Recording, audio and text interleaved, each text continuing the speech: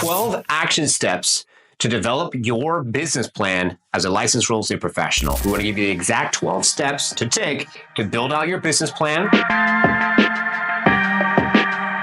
to help you have more success in your real estate business and help you have more clarity. So let's go ahead and get into it. My name is Kinsey III, CEO, co-founder of Liftoff Agent, your #1 marketing and positioning agency. I'm very excited to give you this information so you can apply to your business, so you can have more success at the end of the day. And by the 12th one is going to be the one that you're going to stay for. So make sure you stay into the end of the video to get the 12th topic, to be able to get all 12 of them to make this come together full circle to apply to your business. So number one is you want to make sure you have your vision and your mission.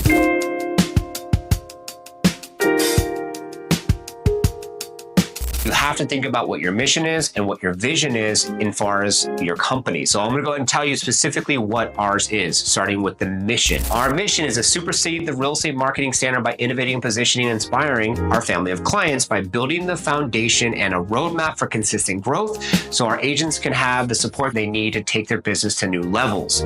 Our vision, when you think of real estate marketing, Liftoff Agent comes to mind first as the #1 marketing and positioning agency. What is your mission? What is your vision? All right, so number two, you want to make sure you have clear goals. Liftoff Agent goals. This is our goals. 15,000 agents over the next 8 years at least a ramp up or above program, which is going to give us $800 a month in reoccurring revenue. At 15,000 agents, that's 12 million a month, and that's going to be 144 million a year. And if we want to sell the company, we can sell it for a 3x multiple, which is over $300 million.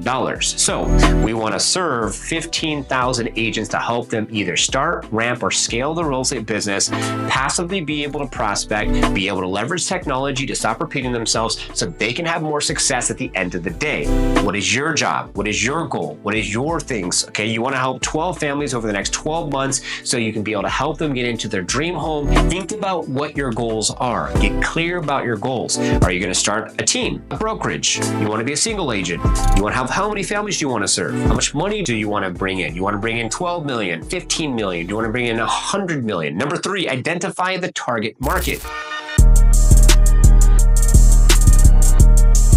When you identify a target market when building an actual business plan, we're going over 12 specific steps right now, you really want to specifically think about what your target demographic is. Is it going to be a first-time home buyer, or is it going to be an empty nester that wants to sell their home? Is it someone that wants to relocate and buy a home in your specific market? Identify that specific target market, because then you can build your marketing, you can build your plan of action all around that. Whether you're mailers, door hangers, videos, YouTube, social, it doesn't matter. Running ads, you can get super clear, super focused, know your target, know what you want to do, and make it happen. What's our goals? Real estate professionals is our target demographic. That's who we want to work with. That's who we are working with. And that's what our end goal is to work with the licensed real estate professional that wants to start, ramp, or scale up their business. Okay. Number four, analyze your competition. When you think about, say, for instance, working with a specific niche, you can then do the research online to find out who's in that niche in your market. And what you can do is you can reach out to the title company. You can get a list of the top 250 performing real estate professionals in your market. Out of the top 250, who has the niche that you want to work with, and what are they doing with their marketing within that niche, and how can you leverage that to have more success with your business at the end of the day? Don't sit here and try to reinvent the wheel. If it's already been done once, then just do it again, but do it your way, the way that you would want to do it, but duplicate what worked and then enhance what they maybe forgot about, or enhance what maybe you think they could have done to take this whole process to the next level. Number five, you want to build a marketing strategy. When you build a specific action plan based off of your target demographic: buyer, seller, empty nester, first-time home buyer, and you specifically go deep with the process of developing this marketing strategy. You can make sure that your brand, your social media, your website, your YouTube channel is all going to coach, mentor, and be able to bring those people in. When someone sees liftoffagent.com and they go to liftoffagent.com and they say, go to our resources and download one of our resources, and they see the value that we have and they see that our branding and messaging and everything is Liftoff Agent, they're going to be more inclined to want to work with us because of that process than vice versa. Number 6, outlining your financial plan. Financial plan could be everything like, say, for instance, you're going to want to make sure that you have an LLC set up, limited liability. You want to make sure that you're giving yourself a paycheck. You want to make sure you have a corporate account. You want to make sure you put that in that account. You want to make sure you take out a certain amount of funds and put it into marketing so you can be smart about the decision that you're making. So at the end of the day, you can make sure that you are going to allocate funds the way they need to be allocated. And you're already thinking to your mind how you want this to work before it actually works. So that way you're not spending money frivolously on things that just don't make sense and finding yourself get to a point where you're just like, oh my God, I just literally spent all this money and I probably should have put it into number 7, which is creating a lead generation strategy. You need to be targeted, you need to be focused, and you know who it is: a buyer, a seller, empty nester, first-time home buyer, someone looking to relocate. Is it someone that's wanting to buy a second home because they're investors? You have to specifically understand and analyze what that target looks like. Then you can put together content around that target. So that way you can be able to put out YouTube videos for passive prospecting with guides you can download on your website to have more success with that, like Living in Dallas, Texas, that has great content. If I go down specifically to like relocation, in relocation, then you get more information that's going to give you them specifically information about relocation. Here's going to be some videos. Here's going to be a guide. There's going to be your lead magnet. Boom. And you go from top of the funnel, YouTube, social, middle of the funnel, your website, bottom of the funnel, they download the guide, they're in your CRM system, you're retargeting them, you're sending them text campaigns, you're sending them email campaigns, and so on and so forth. Now we're going to number 8. Number 8 is building a client repeat plan. So you want to make sure that you think about what you're doing with your current clients, and you want to make sure that you have a plan of action. So after the close of escrow, to nurture your past clients and making sure that you're always being on top of your past clients.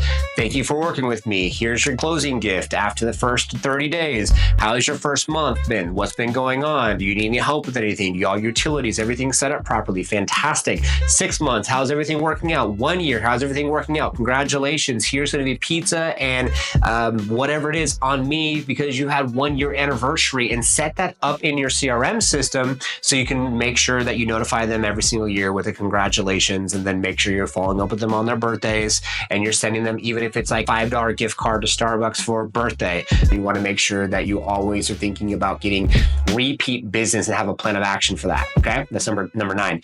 Number 10, a mentor that can help you elevate your progress. A mentor is someone that's going to help you with the process of maximizing your business plan. When you have a mentor and you have a business plan and you go over this business plan with your mentor, they can keep you accountable and go over the business plan. Are you making the calls? Are you doing the social media? How's the automation? What's going on with the clients? Are you seeing the successes that you want? You need to make sure that you're consistently going through the standard procedure and have success with that. Okay, 2 more to go. Thank you for going all the way to the end of this video. It means the world to us. Number 11, including a SWOT analytics. Think about your strengths, your weaknesses. You want to think about your threats, and you want to think about your opportunities, and you really want to think about basically analyzing yourself, because as you grow your business, you want to think about what that looks like in regards to hiring individuals. If you're not great with one thing, then hire someone that's great with the one thing that you're not great at. Think about, hiring for your weaknesses, sticking with your strengths, looking at, say, the opposites that you can bring on that can be the opportunities that you can have help with you. And technically not threats. Competition is good and you want to have that. So really think about looking at your analytics and breaking down basically strengths, weakness, opportunities, and threats within your business. Number 12 out of the steps 1 through 12 and building a marketing plan as a real estate professional. This is the one that you stayed into the end for. I really appreciate it. Number 12 is going to be keeping accountable and being flexible. You got to stay accountable with the plan that you put together for your business plan. You want to make sure that you also are flexible because you can't always say that you're going to have a straight line to success. Give yourself grace. Be flexible with this process. You might not always have a mentor from day one. You might not always be able to hire someone for your strengths or your weaknesses and the places that you need to put people to help you scale your real estate business. You might not always close that deal and then you have to be off to the next one. Things happen, but make sure that you run the course, you stay consistent with the course, and you just believe in yourself and know that this is a plan that you set forth. This is what you want to do. It's in writing and it's going to happen. So give yourself grace. So those are going to be the 12 things that we just went over to give you more success when building out your business plan. Really quick recap. Number 1, you want to make sure that you identify what is your mission and vision. Number 2, you want to make sure you have clear goal sets. Number 3, identify your target demographic. Number 4, analyze your competition. Number 5, you want to make sure you develop that marketing strategy. Number 6, you want to make sure you outline your financial plan. Number 7, create that lead generation strategy. Number 8, you want to make sure you build that client retention plan so you have them coming back over and over again. Number 9, have a plan for your professional development. So that's always going to be great when you go out there and you're getting different certifications and what have you. Make sure that you have a mentor and also someone that can help you basically elevate your progress and go through the process with you. Number 11, include all analytics and making sure that you go through, it's called the SWOT. It's SWOT.